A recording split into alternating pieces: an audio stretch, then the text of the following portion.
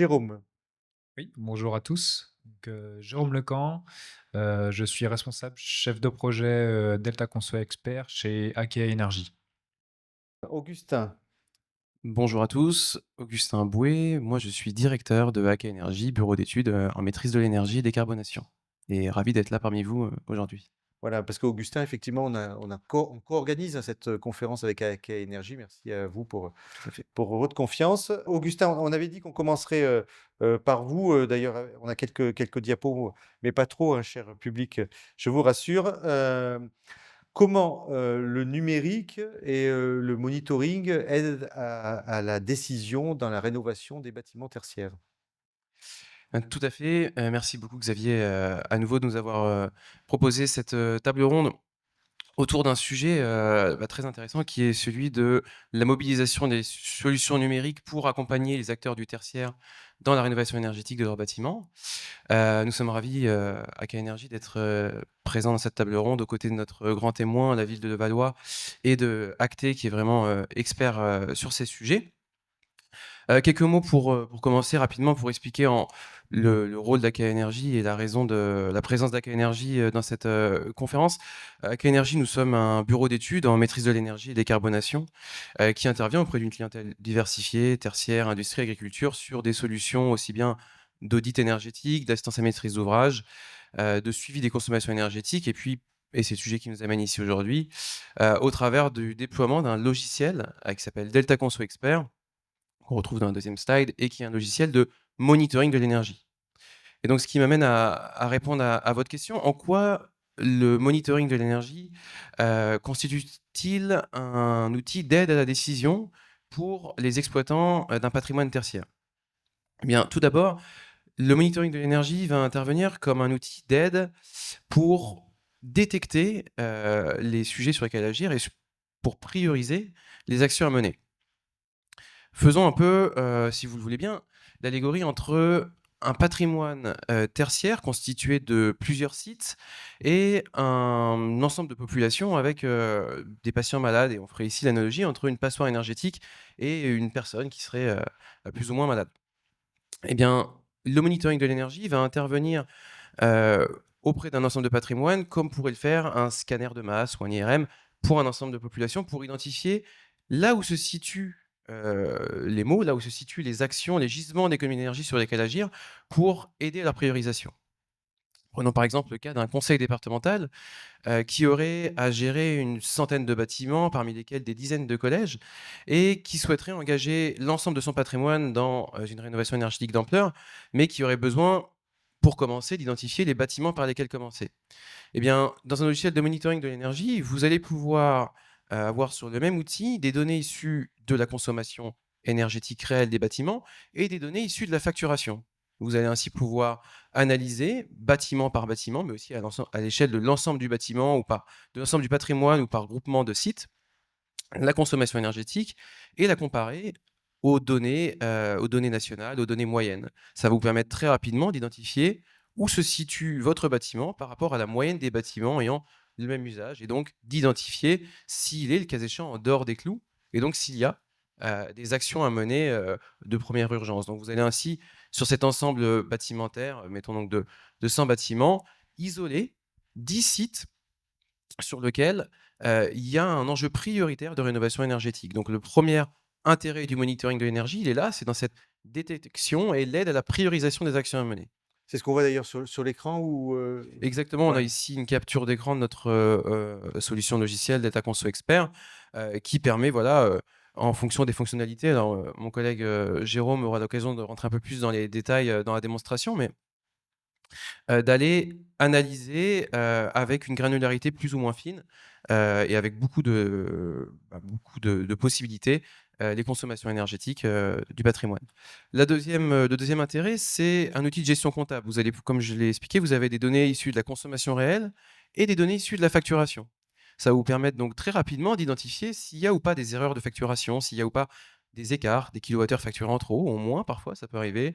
Vous allez pouvoir analyser le détail des taxes, vérifier s'il y a le cas échéant de la puissance réactive, si le contrat est bien adapté au profil de consommation du bâtiment. Pour vous donner un ordre de grandeur, nous, chez Delta Conso Expert, on voit passer à peu près un demi milliard d'euros de factures multi-énergie, hein, énergie, enfin électricité, gaz, même des consommations d'eau. Et on estime entre 3 à 4 millions d'euros récupérés chaque année chez nos clients en détectant des erreurs de facturation ou des optimisations possibles sur les factures, uniquement grâce à l'utilisation du logiciel. Donc vous avez un outil qui, sans même avoir à mener d'action, vous permet déjà d'aller identifier des leviers sur lesquels récupérer de l'argent et donc faire des économies chez les clients finaux.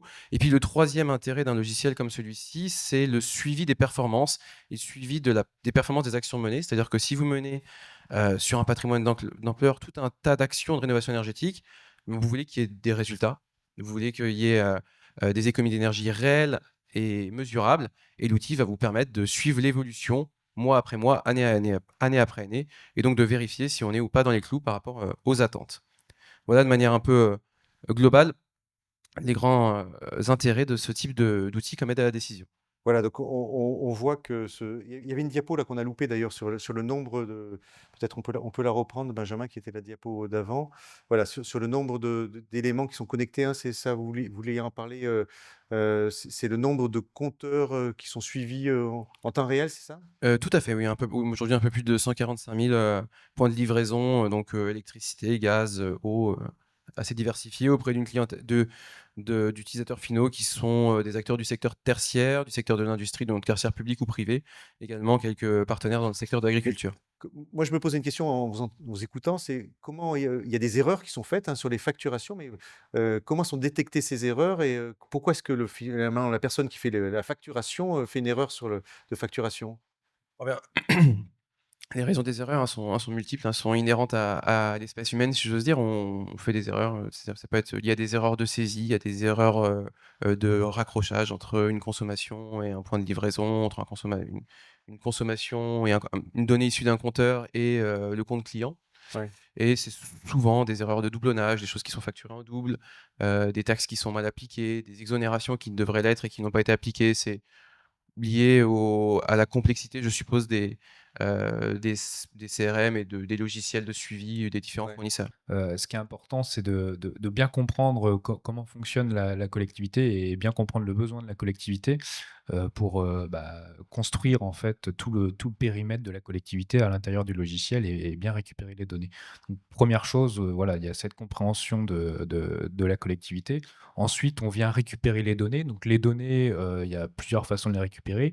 Tout d'abord, il y a le patrimoine en fait de la collectivité qu'on va récupérer. Là, ça va être via des fichiers Excel où on va remplir tout ce patrimoine, hein, la liste des bâtiments, les adresses, les surfaces, la liste des compteurs, le rattachement de ces compteurs aux différents bâtiments. Et ensuite, il va falloir alimenter en fait le logiciel en données. Et donc la première donnée dont Samira a évoqué, donc c'est les factures. Et là, les factures, le logiciel va être là pour les récupérer de la manière la plus automatique possible, hein. C'est le premier critère, hein, qu'a parlé Samira justement. Et donc dans ces critères, dans cette façon automatique de récupérer les données, on va avoir des récupérations via les factures sont envoyées sur des serveurs FTP, des envois mail. Donc tout ça, le logiciel est capable de lire les factures. Et également pour les collectivités, nous, on a une solution où on vient se raccrocher à la plateforme Chorus Pro de la collectivité et toutes les factures en fait d'énergie qui tombent sur le Chorus Pro de la collectivité, nous, on les récupère automatiquement. Et ensuite, il y a le mot un peu barbare qu'a cité Samira, donc le parseur, en fait. Donc ça, c'est un petit programme de lecture automatique, en fait, de la facture au format PDF qui vient lire, en fait, cette facture et récupérer toutes les informations essentielles de la facture et les incorporer dans le logiciel. Donc, il va y avoir la consommation, les coûts, donc les dépenses, les relevés d'index, les puissances, tout ce qui est important vraiment pour faire une analyse ensuite des données. Et ça, on la raccroche à un bâtiment, effectivement, automatiquement aussi, hein, j'imagine? Exactement, exactement. Le logiciel, lui, il est capable justement de, quand la facture arrive, de savoir que cette donnée, elle correspond à tel compteur, et donc il raccroche la facture au compteur, et le compteur est rattaché au site, donc tout est lié. Alors on va faire la démonstration, de comment ça fonctionne, hein, pour voir, ça parle à tout le monde. On va vous partager, donc vous voyez, cher public, on partage en direct, l'écran, Oui. Alors là du coup, donc on est sur le logiciel Daltok en soi expert. Donc là, je vais me connecter à l'outil, hein, donc sur un espace démonstration en ligne. Donc le logiciel est en mode, ce qu'on appelle un logiciel en mode SaaS, donc il est accessible seulement par Internet. Il n'y a pas d'installation en fait chez le client de l'outil. Tout est sur nos serveurs en fait. Et du coup, bah, chaque utilisateur va s'y connecter via un login mot de passe qui ira directement sur sa propre base de données avec ses propres données. Donc là, je vais m'y connecter. Hop. Et donc, l'utilisateur, dès qu'il se connecte, il arrive en fait sur son tableau de bord qui lui est propre, où il a pu mettre plusieurs petites vignettes qu'il veut voir instantanément. Ici, voilà, on est sur des graphiques conso et dépenses, des répartitions de consommation par énergie, des petits objectifs, des petits rapports de contrôle, des chiffres voilà, qui doivent nous venir dès qu'on se connecte. Et donc ce tableau de bord est propre à l'utilisateur, donc à savoir que l'outil est multi-utilisateur, multi-profil. C'est-à-dire qu'il y a les mêmes données, mais après, chaque utilisateur peut avoir un accès juste à un périmètre de la collectivité avec des droits seulement en lecture et d'autres en suppression, par exemple. Donc, c'est très paramétrable de ce côté-là. Et donc ensuite, on va retrouver donc trois modes de visualisation dans l'outil. Donc jusque-là, on était dans le tableau de bord. On va avoir un petit mode carte qui permet de savoir un petit peu où sont placés nos éléments. Donc par exemple, ici, je veux voir où sont placés mes différents sites sur la carte. Je peux les visualiser et me balader sur la carte pour voir où est-ce qu'ils sont tous situés. Et après, on va avoir ce qu'on appelle le mode espace de travail, où là, bah, c'est ici qu'on va pouvoir vraiment travailler avec les données qui sont récoltées dans l'outil. Donc, comme on disait tout à l'heure, dans un premier temps, on va avoir la description du patrimoine sur la gauche ici de l'écran, où bah, plus on va de façon précise dans l'arborescence, plus on va retrouver les informations au format micro. Donc par exemple ici je me mets sur un site, je vais retrouver bah, l'ensemble des compteurs qui sont situés sur le site. Lorsque je clique sur un élément, donc ici par exemple sur le site, je retrouve encore un petit tableau de bord qui lui est propre avec quelques informations utiles. Je vais avoir sa fiche un peu d'identité avec toutes les informations, voilà, son nom, des codes, adresse. Je vais avoir également, tout à l'heure, on parlait de facteurs d'influence, les surfaces par exemple, plein de facteurs comme ça qui ont une influence en fait sur la consommation énergétique. Donc ça, l'outil, il est capable de tous les récolter et puis après de proposer des ratios de consommation par mètre carré, par exemple. Donc tout ça est incorporé à l'intérieur de l'outil. L'outil est capable aussi de récolter des événements qui vont permettre après de faire des analyses plus fines en fait des baisses ou des hausses de la consommation. Donc tout ça voilà, est rentré dans l'outil. On parlait tout à l'heure des factures qui sont rentrées de façon automatique. Bah, les factures, on les retrouve pareil dans une fonctionnalité qui récolte un petit peu toutes les factures. Donc ici, par exemple, sur ce site-là, je vais retrouver bah, mes compteurs électriques, mes compteurs gaz. Et sur chacun des compteurs, bah, j'ai la liste de mes factures qui ont été récoltées automatiquement. Du coup, on parlait tout à l'heure des contrôles également qui est capable de faire l'outil. Bah, l'outil propose justement des contrôles où on va avoir, hop, je vais aller sur une fonction de contrôle. On va avoir là, les contrôles sur les factures, hein, c'est ça? exactement, Ouais. exactement. Donc ces fonctions de contrôle permettent de voir justement, bah, par exemple ici j'en ai un, il m'a retrouvé un compteur où bah, il a retrouvé un problème d'enchaînement de factures. Donc je vais aller le voir. Voilà, ici, donc les lignes en rouge, c'est justement des problèmes d'enchaînement. Ici, on voit qu'on a des doublons de factures sur les mêmes périodes, on a deux fois la même facture. Donc là, c'est sûrement qu'il manque un avoir, donc il suffit après de retrouver cet avoir, de l'incorporer dans l'outil, et le problème est réglé. Et voilà, l'outil va être là pour justement orienter un petit peu l'utilisateur. Et après, une fois que toutes les données sont vraiment rentrées dans l'outil, eh ben, on peut faire les analyses multicritères dont parlait Samira tout à l'heure, se placer sur un site, aller voir les consommations du site en fonction de critères. Par exemple, ici, donc, sur cette fonction évolution, je vais visualiser les 12 derniers mois sur ma consommation énergie finale et hop, je vais me mettre une répartition par énergie. L'outil ici me propose sur mes 12 derniers mois ma répartition Alors là, c'est un peu énergétique. petit, juste pour expliquer, là, Exactement. c'est quoi le Je vais violet zoomer, voilà, voilà, ici. génial. Donc ici, par exemple, en violet, ici, on va retrouver la consommation électrique et en bleu, la consommation de gaz de mon site. Donc là, je me suis placé sur un site, mais après, je peux également faire des comparaisons via d'autres fonctionnalités entre mes différents sites. Là, ce que vous nous montrez, c'est simplement les données à partir des compteurs et des factures. Exactement. C'est-à-dire qu'il n'y a même pas eu besoin là, de mettre en place des capteurs sur place. Pas du tout. Jusque-là, il y a vraiment Ouais, pas d'installation comme ça de capteurs. ouais. Après, l'outil est capable de récupérer des informations liées à des capteurs, effectivement, mais dans un premier temps, nous, on est capable de fonctionner sans. Alors là, à partir de ces éléments-là, est-ce qu'on peut déjà avoir, je ne sais pas comment vous avez travaillé vous, Samira, mais on peut avoir déjà des premiers éléments en disant: «Tiens, bah, c'est sur ce bâtiment-là qu'il faut commencer à intervenir»?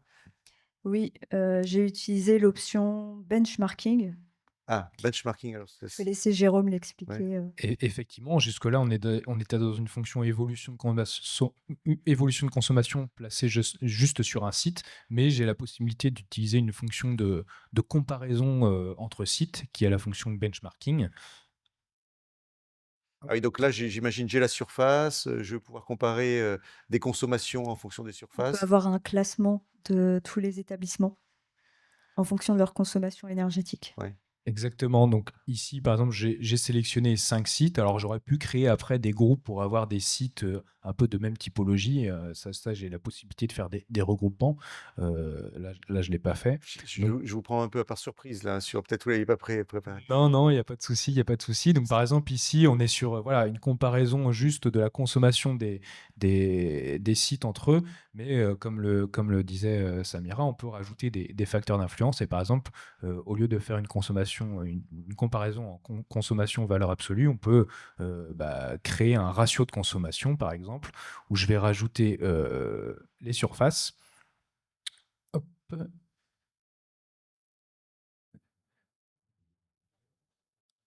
J'actualise. Et du coup, voilà, ici, on est sur des valeurs qui maintenant sont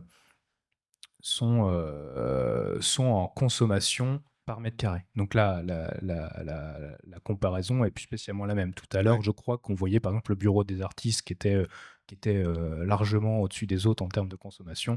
Par contre, ramené au mètre carré, on voit que c'est plus le même site. Oui. Mais là, il y a un travail, là, je parle au bureau d'études aussi, hein. On prend des données, on a des données, mais il y a un travail à opérer parce qu'il faut savoir où on va faire la rénovation énergétique, où est-ce qu'on va intervenir en premier. C'est-à-dire, c'est pas, ça dépend du nombre de mètres carrés aussi, hein, parce que des fois, ce bâtiment, il y a plus de mètres carrés, donc ça vaut peut-être le coup d'intervenir d'abord sur ce bâtiment-là plutôt que celui sur lequel, qui consomme le plus d'énergie au mètre carré, mais sur lequel il y a relativement peu de mètres carrés. Donc, il y a quand même une analyse humaine à opérer, Augustin? Oui, tout à fait, bah, c'est le rôle de l'energy manager. C'est pour ça que nous, on a toujours vu Data Conso Expert comme un outil intéressant parce que développé par des thermiciens, qui comprennent, les enjeux énergétiques des bâtiments et donc qui est encore piloté. Et l'équipe de Jérôme accompagne au quotidien, des dizaines de clients dans l'analyse et les recommandations, des données issues de Data Conso Expert pour, leur apporter des conseils pour que l'humain puisse, voilà, donner des clés de lecture sur ces C'est ça. données et aider à la priorisation. On pourrait, automatiser tout ça, mais le regard de l'humain et qui plus est, lorsqu'il y a cette expertise d'un thermicien, participe et c'est aussi ce que recherchent, nos partenaires au travers de Energy Management à, à affiner un peu les recommandations qui peuvent être proposées. Dans l'outil, on a développé une fonctionnalité qui permet en fait de directement faire les déclarations en fait sur la plateforme Operate via l'API qui est mis à disposition par Operate. Donc, vu que dans l'outil, on a déjà toutes les consommations, en 3 clics, en fait, on peut faire les déclarations annuelles de notre site. Oui. Par exemple, ici, je vais me placer sur la fonction en question, hein.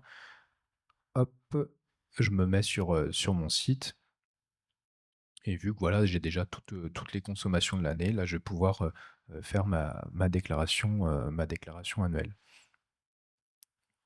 Alors, Ça tourne un petit peu. oui, Bon, ça, c'est les joies du direct, hein, quand il faut que ça. exactement. C'est peut-être le Wi-Fi là, qui est peut-être un peu moins bon. C'est bon, c'est revenu. Voilà. Voilà. Donc, par exemple, ici, sur mon site, j'ai pu faire mes différentes déclarations annuelles, notamment la dernière 2023 ici. Ça, je l'ai fait en 3 clics, hein. Là, je vais consulter la déclaration. Mais voilà, j'ai repris en fait les différentes activités de l'année précédente. Enfin, l'outil a repris automatiquement tout ça. Je vérifie, voilà, si l'activité n'a pas changé. Je regarde la surface, ça n'a pas changé. Je fais suivant. Je regarde mes compteurs, c'est bien toujours les mêmes compteurs. L'outil a automatiquement repris les consommations de l'année. Je vérifie si tout est cohérent et après je valide et l'outil me crée directement ma déclaration 2023 et via l'API mis à disposition par la plateforme Operate, les envoie directement sur Operate. Donc, j'ai même pas à faire ma déclaration sur la plateforme. Je crois qu'il y avait les rapports C'est ça. à Et, nous montrer pour terminer. dernier point, l'outil est en capacité en fait de générer des rapports automatiques. Donc pour ça en fait nous on est capable de se calquer en fait sur la trame en fait de la collectivité ou de notre client pour lui créer en fait son propre rapport annuel. Par exemple ici, voilà, un rapport bilan énergie du patrimoine qu'on vient créer avec notre client, où on est capable de reprendre toute la charte graphique et les graphiques qui vont bien. Et en un clic, en fait, l'utilisateur ressort un rapport avec les chiffres qu'il y a dans le logiciel. Oui, donc ça, c'est le rapport qui est de synthèse et qu'on peut faire tous les ans ou au rythme auquel Exactement, là on on est souhaite. sur un rapport annuel, mais on peut imaginer un rapport mensuel. Euh, Merci pour cette démo. Augustin, est-ce qu'on peut expliquer comment l'outil de monitoring répond aux décrets tertiaires? Oui, tout à fait. Alors effectivement, depuis 2019 maintenant, une grande majorité du parc tertiaire en France est soumis à 2 obligations. La première, c'est le décret tertiaire.